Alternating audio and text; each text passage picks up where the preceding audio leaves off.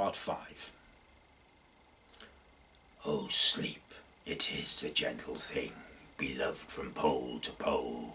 To Mary Queen the praise be given. She sent the gentle sleep from heaven that slid into my soul. The silly buckets on the deck that had so long remained, I dreamt that they were filled with dew, and when I awoke, it rained. My lips were wet, my throat was cold, my garments all were dank. Sure I had drunken in my dreams, and still my body drank. I moved and could not feel my limbs. I was so light, almost. I thought that I had died in sleep, and was a blessed ghost. And soon I heard a roaring wind. It did not come anear, but with its sound it shook the sails that were so thin and sere. The upper air burst into life, and 100 fire flags sheen. To and fro they were hurried about, and to and fro, and in and out, the wan stars danced between. And the coming wind did roar more loud, and the sails did sigh and sedge, and the rain poured down from one black cloud. The moon was at its edge. The thick black cloud was cleft and still. The moon was at its side. Like water shot from some high crag, the lightning fell with never a jag. A steep river, steep and wide. The loud wind never reached the ship, yet now the ship moved on. Beneath the lightning and the moon, the dead men gave a groan. They groaned, they stirred, they all uprose, nor spake nor moved their eyes. It had been strange, even in a dream, to have seen those dead men rise. The helmsman steered, the ship moved on, yet never a breeze blew up.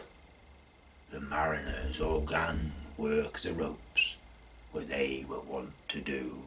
They raised their limbs like lifeless tools. We were a ghastly crew.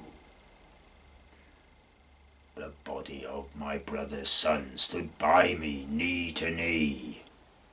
The body and I pulled at one rope, but he said naught to me. I fear the ancient mariner, be calm thou wedding guest. 'Twas not those souls that fled in pain, which to their courses came again, but a troop of spirits blessed.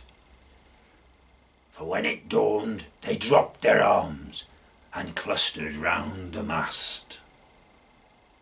Sweet sounds rose slowly through their mouths, and from their bodies passed.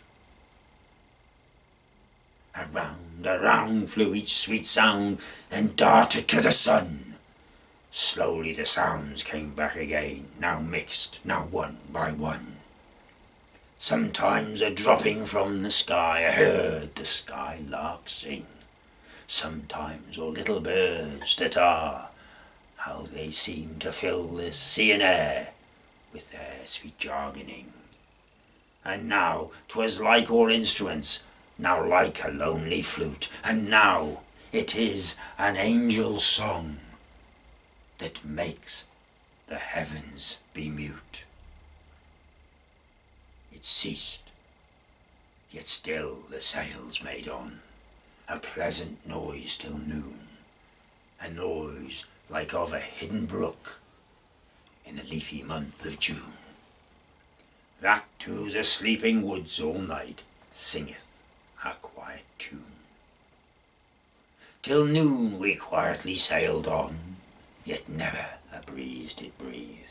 Slowly and and smoothly went the ship, moved onward from beneath. Under the keel 9 fathom deep from the land of mist and snow, the spirit slid, and it was he that made the ship to go.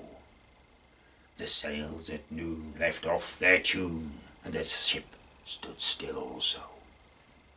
The sun right up above the mast had fixed her to the ocean, but in a minute she gan astir, with a short, uneasy motion. Backwards and forwards half a length, with a short, uneasy motion. Then, like a pouring horse let go, she made a sudden bound. It flung the blood into my head, and I fell down in a swound. How long in that same fit I lay, I have not to declare, but ere my living life returned, I heard, and in my soul discerned, 2 voices in the air. Is it he? Quoth one. Is this the man, by him who died on cross? With his cruel bow he laid full low the harmless albatross. The spirit who bideth by himself in the land of mist and snow, he loved the bird that loved the man who shot him with his bow. The other was a softer voice, as soft as honey dew. Quoth he, the man hath penance done, and penance more will do.